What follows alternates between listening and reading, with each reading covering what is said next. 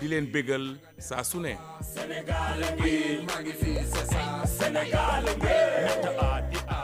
voilà 8h05 mu yegsi nañ ci pàcc bi ñoo dalalee suñu gan le grand entretien mi ngi Maram Ndiaye ginnaaw bi ma la nuyoo ma bàyyi la gan gi tey yow. jërëjëf Arona Diouf maa ngi lay nuyu di nuyu également tous les auditeurs de Radio Sénégal la radio de tous les Sénégalais di nuyu suñu gan tey muy professeur El Hadj Mounirou Ndiaye doon ki nga xam ne rek ab ministre conseiller la ñu dénk ko bureau suivi ak évaluation des politiques ak programme public doon koo xam ni tam xam-xamam dafa màcc ci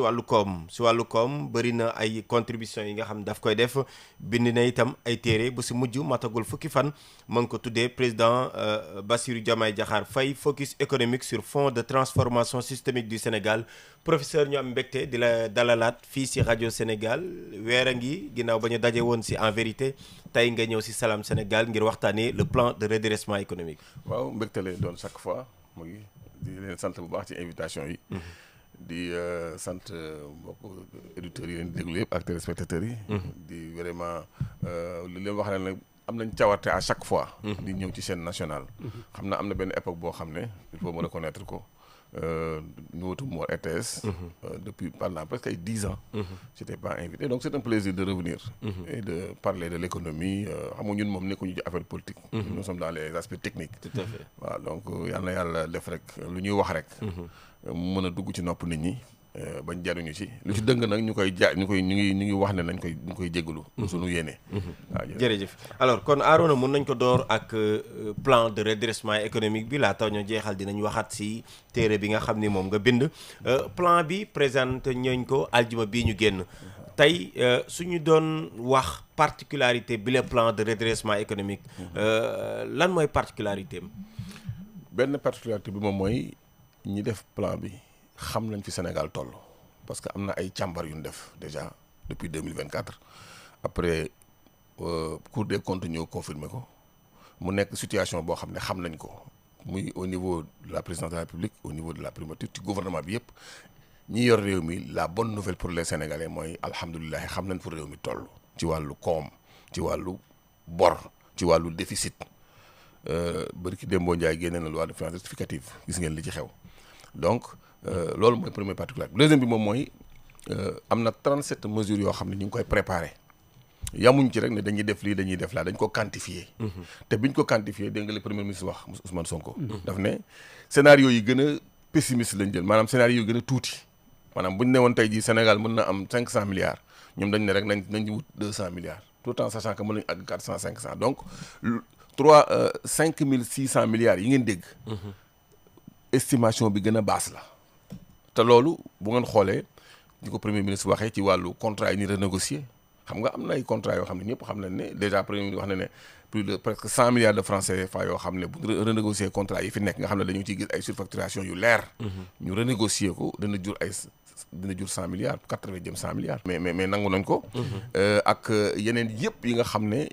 point par point premier ministre listé na ko pour ñu mën cee génne ci ñetti at yi ñu jëm plus de presque 6 000 milliards yoo xam ne dañ koy séddale waat ci dëkk bi boo xoolee loolu boo ko calculer 3 ans mooy équivalent déficit bi mooy équivalent déficit Sénégal donc bu ci Sénégalais yi jàppee comme ni ko premier ministre waxee parce que il faut que ñu xam suñu bopp aussi fi ñu jógee dafa metti ñun dañu yaakaaroon ne gouvernement bi bu ñu defee exercice de vérité de transparence reddition des comptes wan nit ñi ne nguur gi fi nekk de ñi ngi dox ci loo xamante ni bii day tax ba Sénégal delluwaat ci li normal dañu yaakaaroon ne ay standard impose dinañ ko dugal seen i données ne Sénégal def na effort noté ñu bien gis ne FMI aussi dina ci kontaan mais dañu gis dafa mel ne loolu amul ñun nag nguur gi nekku fi di xuloo ak FMI wala Banque mondiale nous sommes dans un village planétaire ñëpp ku ne da ngaa am loo war a jëriñ sa morom gis nañ ne FMI xëy na taxawaayam desandi na am na loo xam ne ñu ngi koy xaar ci ñoom defuñu ko mais nag Sénégal du nekk di xaar ay partenaires premier ministre wax na ko moom leer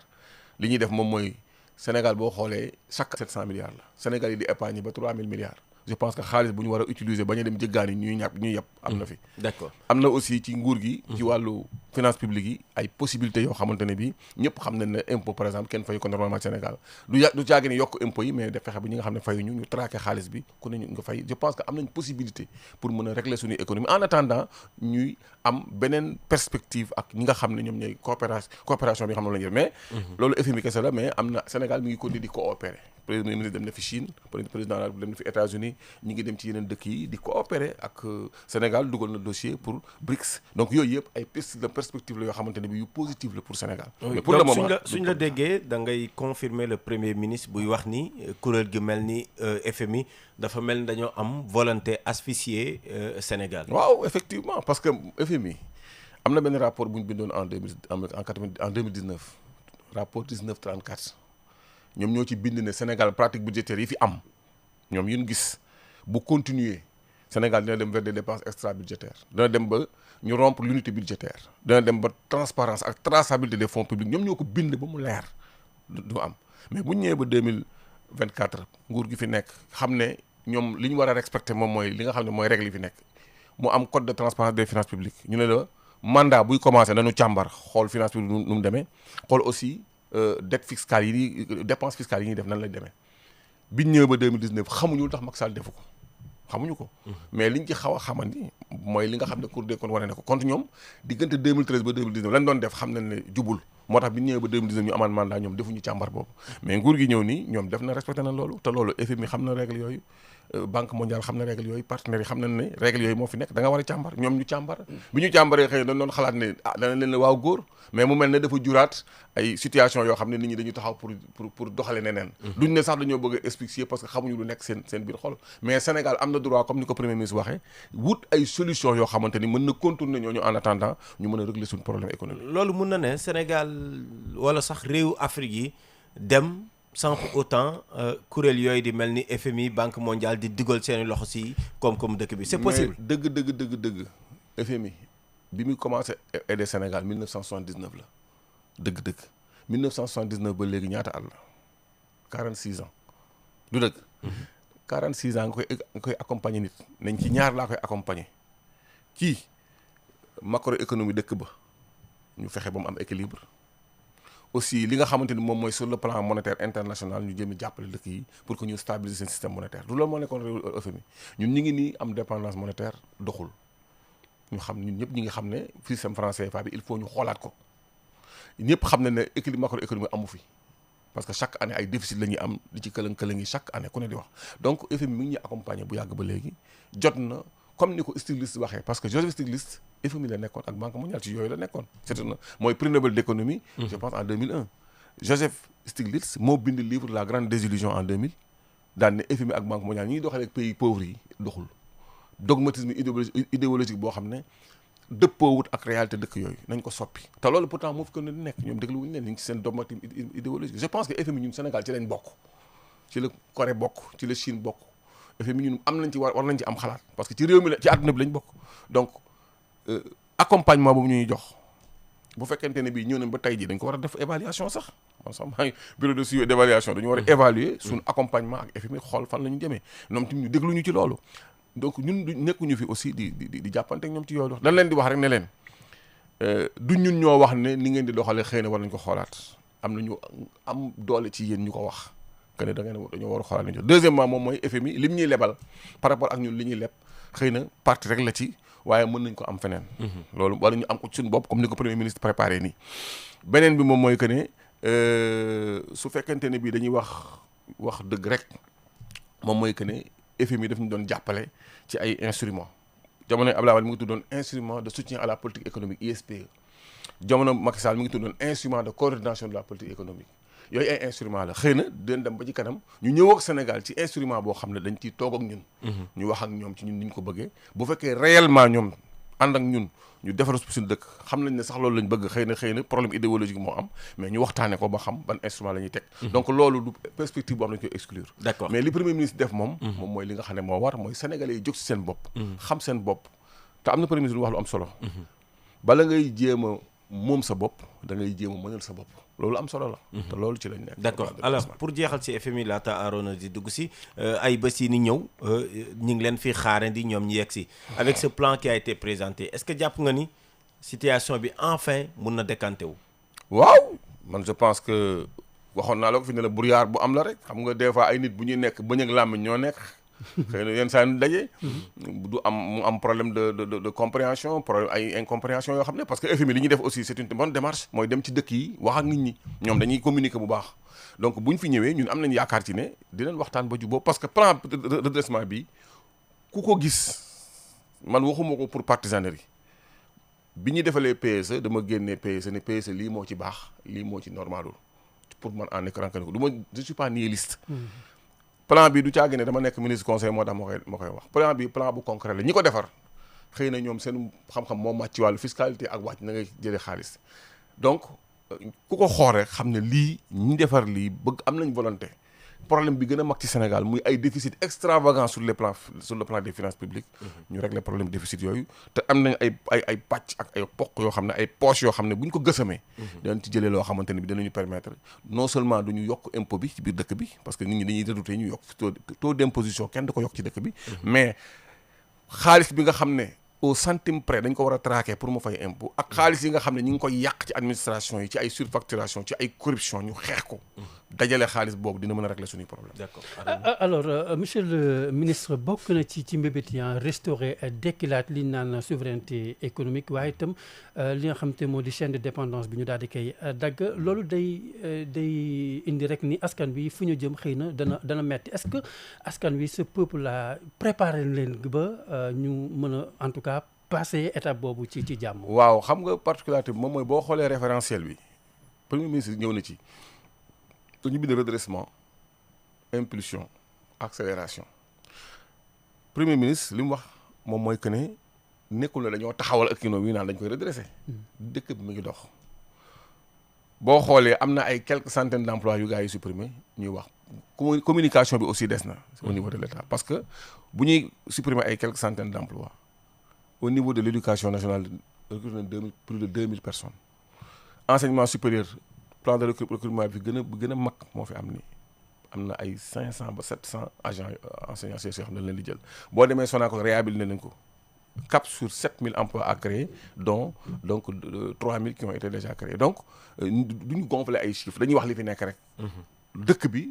am na ñoo xam ne seen i affaire xëy na ci jubal jubanti bi touché na ko am na ñoo xam ne seen activité mi ngi jóg donc dëkk bi moom mi ngi avancé di dem Sénégalais yi amuñu leen lu leen wax naan xaar leen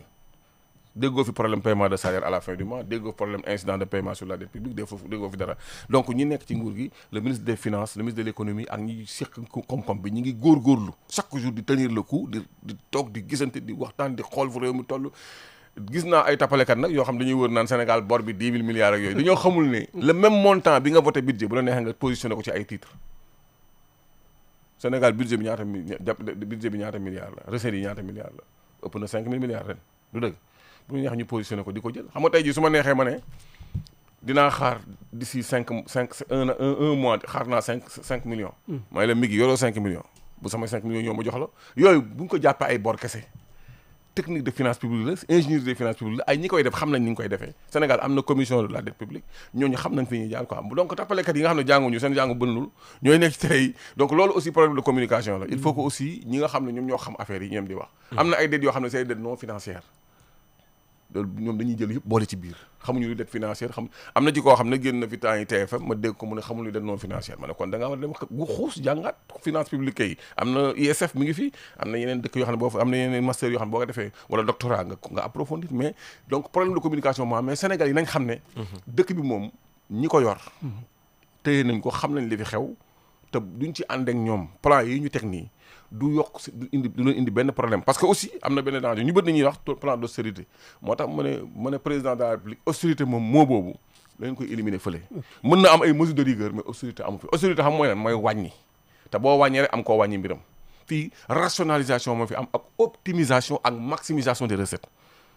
donc ñaari terme moo fi am maximisation des recettes publiques minimisation des dépenses publiques pas minimisation dans le sens de dindi dara mais déedéet tappale yi ci am ak yi ñuy dépensé wut ñu ko dépensé yàq gi ministre boo gis mu bëgg a dar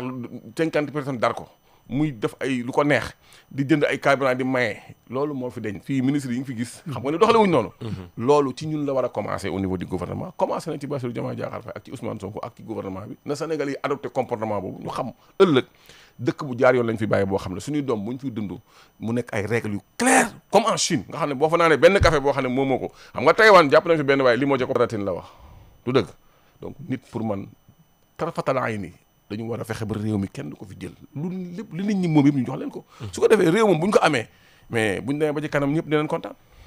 alors moment bi nga xam ne ñi ngi jéem a mobiliser lu toll si 5667 milliards si li nga xam moom mooy le plan de redressement am na également beneen mbir bu nekk si wet bi moom mooy la dette publique nga xam ne tey fu mu toll jéggi na dayo ñi ngi wax partenariat public privé est-ce que engagement yooyu ñuy jël également du gën a yokk dette publique boobu nga xam ne tey jii jafe-jafe la également pour Sénégal non dette bi moom ma xamal leen benn affaire mooy que ne dette bi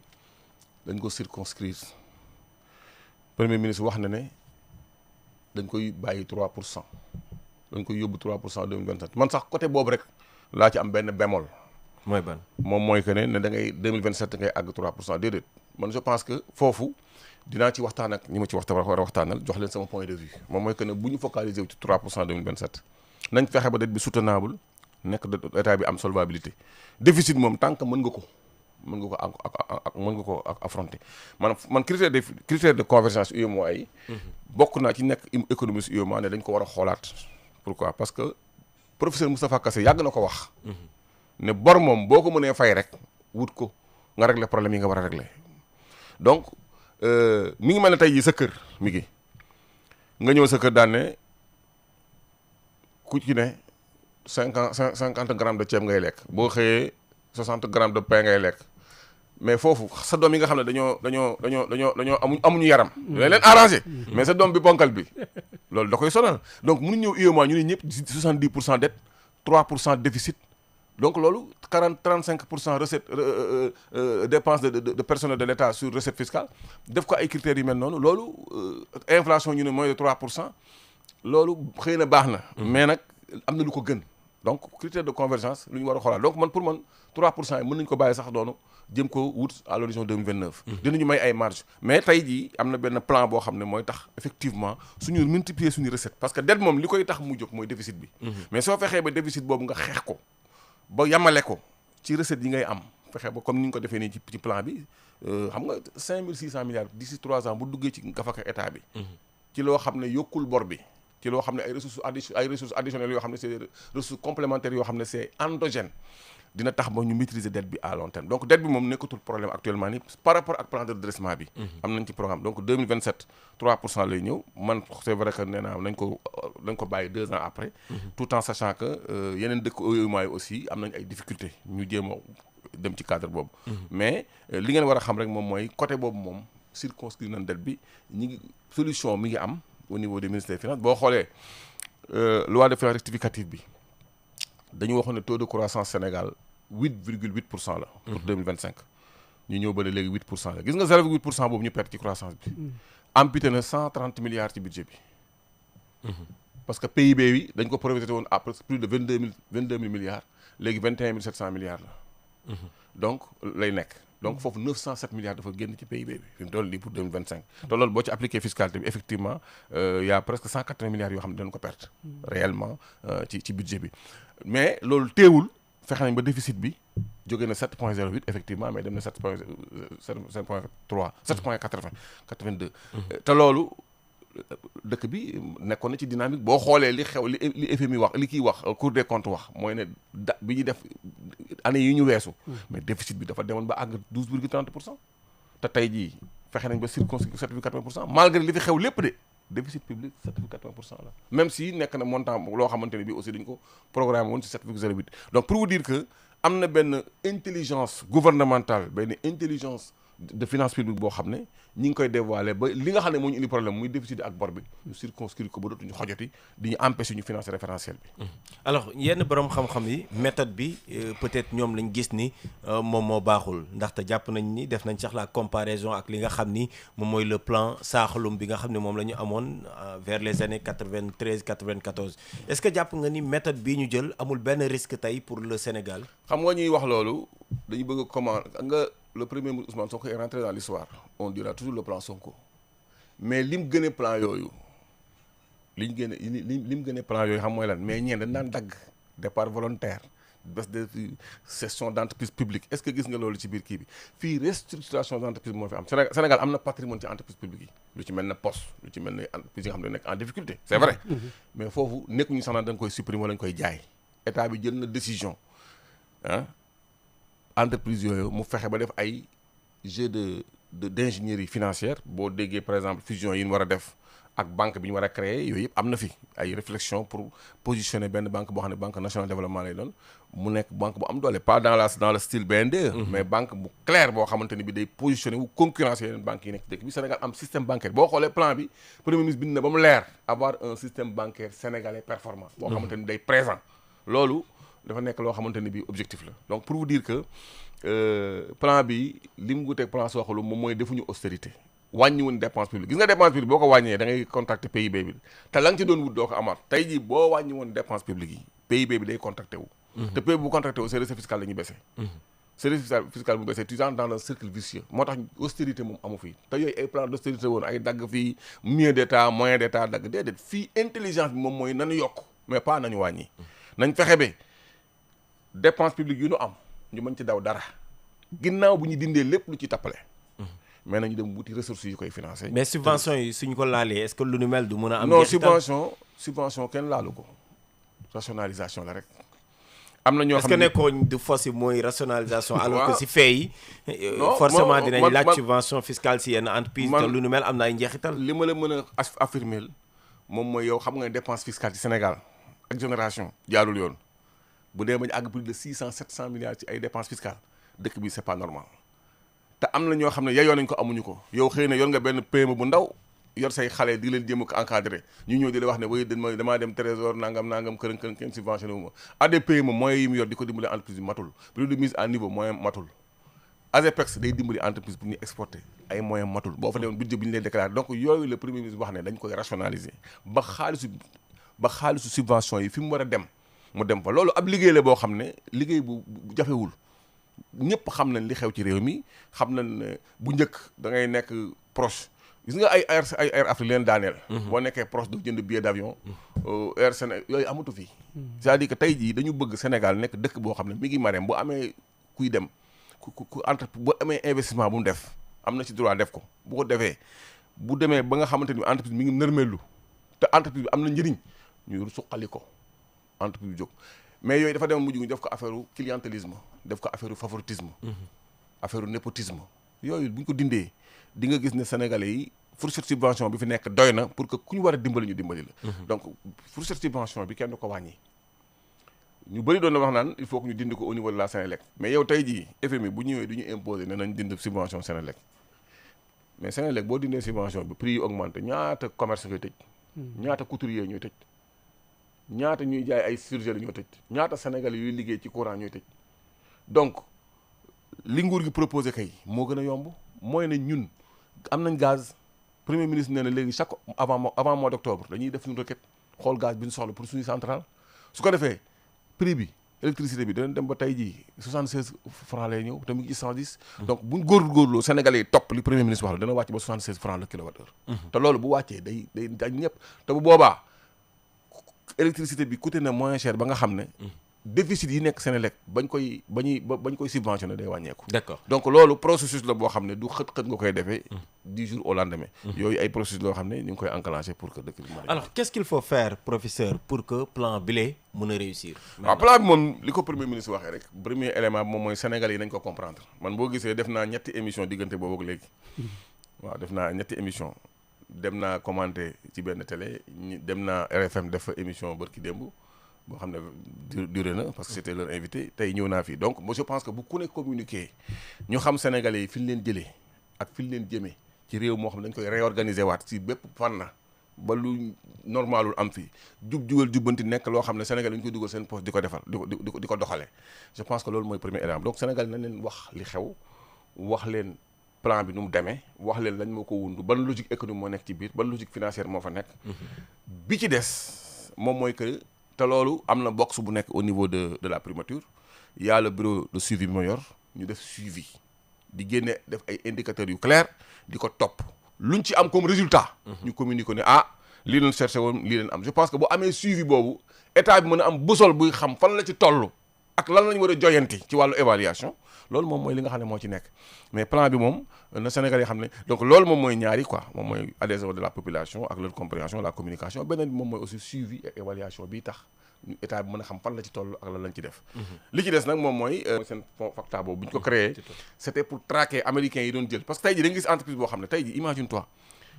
transactions financières yi ñuy def on parle de presque 15 000 milliards yoo xam ne chaque année dina jaar transiter ay Wave ci ay transactions financières te pourtant man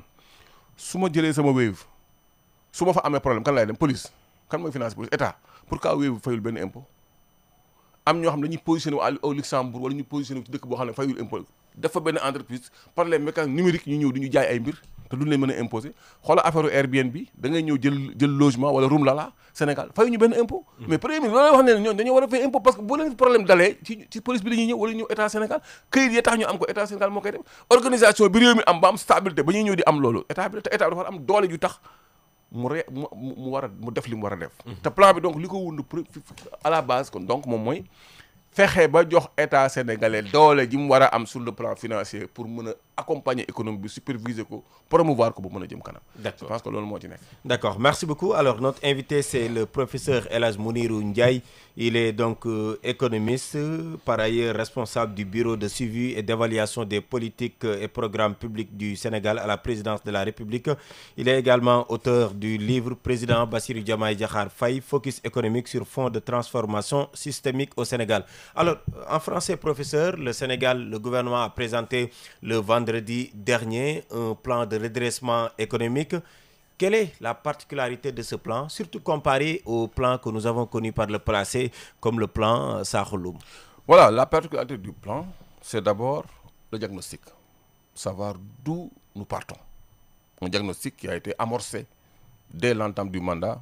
en 2024.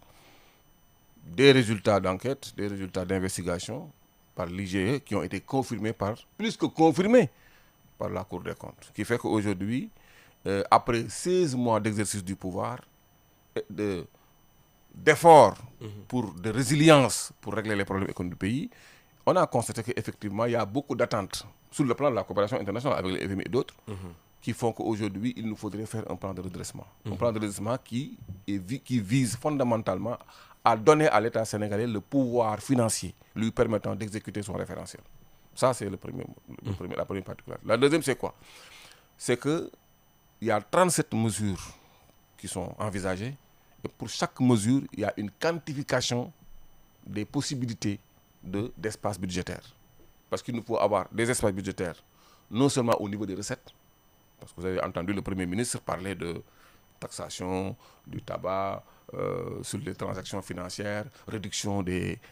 vraiment lutte contre les surfacturations, la corruption, essayer de maximiser les ressources publiques en traquant l'argent et en voyant tout ce que l'État peut avoir, que l'État puisse l'obtenir. Deuxièmement, c'est créer des espaces budgétaires sur les dépenses. Nous savons effectivement qu'au niveau des dépenses, il y a beaucoup d'anomalies de dépenses publiques au Sénégal. Vous le savez. Vous savez qu'il y a, même sur les dépenses publiques, tout à l'heure, on a parlé de subventions. Il y a beaucoup de choses qu'on donne, des cadeaux qu'on fait à des entreprises qui ne les méritent pas. Vous avez entendu l'affaire, par exemple, du redressement fiscal de Woodside. Tout ça, c'est beaucoup de dossiers comme ça que le gouvernement est en train d'exécuter pour voir les espaces budgétaires qui peuvent être créés au niveau recettes, mais au niveau dépenses, en maximisant les recettes et également en essayant au maximum de minimiser donc les dépenses. D'accord. Voilà, oui. Comparé au plan, par exemple, Sakho-Loum, certains économistes pensent que le plan actuel souffre d'un problème de méthode. Qu'est-ce que vous en pensez? Non, je pense qu'il n'y a pas de problème de méthode. Parce que moi, ce n'est pas parce que je suis partisan. Ce plan-là est un plan concret pour redonner à l'État son pouvoir, pour redonner à l'État les moyens pour vraiment améliorer la situation financière de l'État, du fait d'un contexte persistant qui continue à asphyxier un peu les finances publiques du Sénégal. Le plan Sakho-Loum, Ousmane Sonko est entré dans l'histoire. On parlera du plan Sonko. Mais la particularité du plan Sonko, c'est que le plan de Sakho-Loum était un plan d'austérité. C'était des programmes de départ volontaire, restriction des dépenses publiques qui ont contracté le PIB et vraiment basculé l'économie sénégalaise dans une situation qui a fallu qu'il a fallu régler avec une dévaluation. On a voulu, à l'issue de ces plans Sakho-Loum-là, vous avez vu qu'il y a eu la dévaluation des francs CFA. Les déficits se sont creusés et le pays ne pouvait plus fonctionner. C'est différent. Aujourd'hui, ce n'est pas l'austérité. C'est des mesures de rigueur, effectivement, qui sont prises pour effectivement créer des espaces budgétaires afin de réduire les déficits extravagants que le rapport de la Cour des comptes a montré et qui sont corrects. Le reste, c'est quoi? C'est que le plan Sakho-Loum a été accompagné par le FMI, Banque mondiale, tout. Nous, au moins, pendant 16 mois,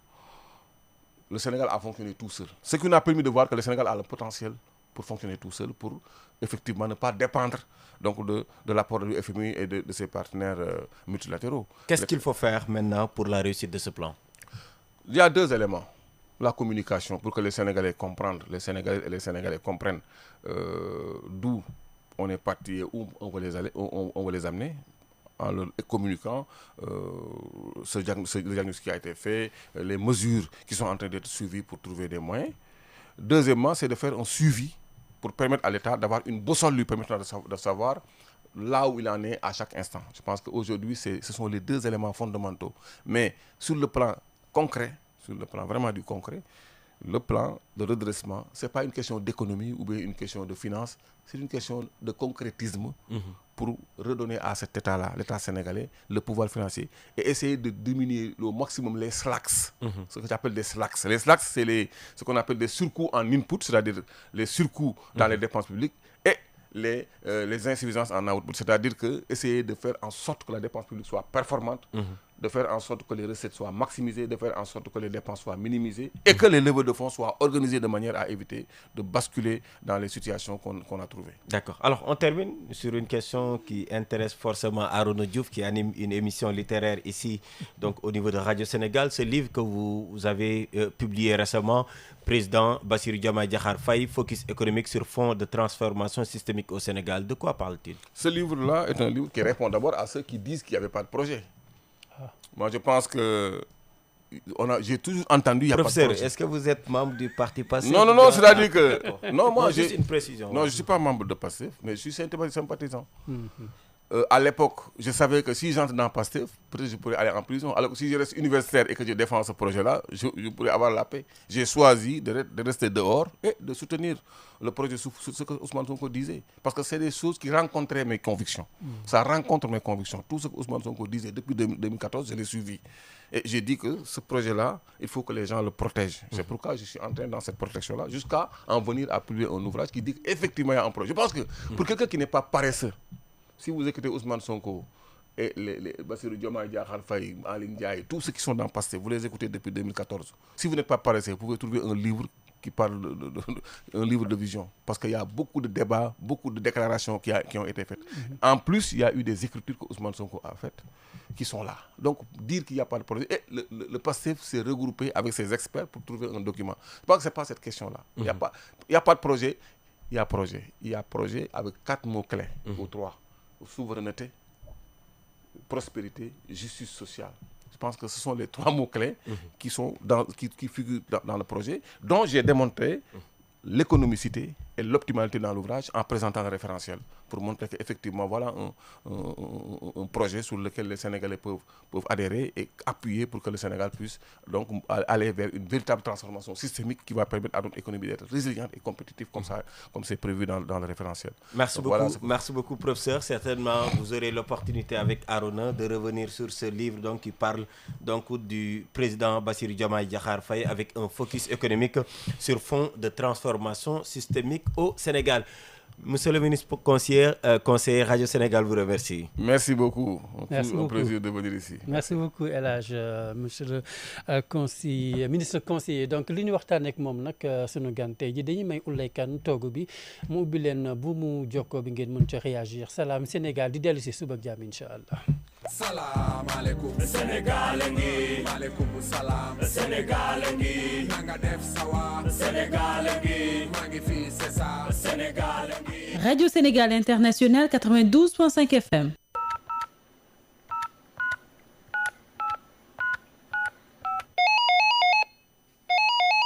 Allô Sénégal. Allô Sénégal. Allô Sénégal. Bismillah. Allô Sénégal seen kàddu seen gis-gis ci xew-xewi jamono ci rajo Sénégal. mbokk auditeur rajo Sénégal dal leen ak jàmm. jërë ngeen jëf mbokk yi déglu rajo Sénégal. ngeen ne ci réew mi wala bokk biti réew ëtt bu yaatu ngir weccee seen xalaat. Seydina Alioune. maa ngi lay ziar. asalaamaaleykum wa rahmatullah. waaleykum salaam wa rahmatullah. Adja Oulaye Kane. maa ngi lay nuyu. altine ba aljuma 8h30 jàpp 9h ci suba si woote leen ci 88 628 73 46 pour ñuy woote Sénégal 00 221 920 04 21 pour ñuy woote biti réew. allo Sénégal seen yitte rajo Sénégal.